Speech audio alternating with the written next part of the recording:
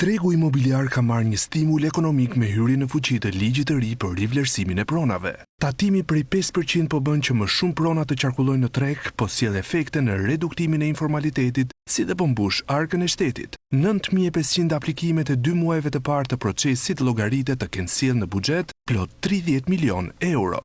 Dhe ky 30 milion euro është 5% i vlerës me cilet janë rivlerësuar pasuritë e paluajshme në ASHK. Sot në kartela na rezulton që pronat janë rivlerësuar me të paktën 600 milion euro më tepër.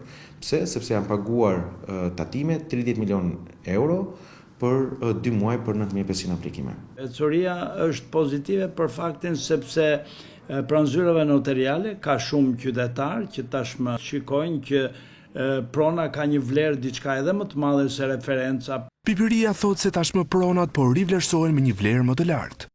Po rivlerësohen të paktën 1.5 herë më tepër se sa në fushatet e kaluara. Pra mesatarisht një pronë rivlerësohet 35 deri në 40.000 euro, sot na rezulton që një pronë po rivlerësohet me 63-65.000 euro. Mund të jetë që po rivlerësohen pronat e vjetra që nuk janë rivlerësuar asnjëherë, por mund të jetë që duke qenë fushata e fundit, shqiptarët po tentojnë ta rivlerësojnë pronën pak më tepër për të ditur që nëse do ta shesin pas 2-3 vitesh ta kenë të kursyer këtë tatim. Risi në procesin e rivlerësimit këtë herë është edhe amortizimi i pronës.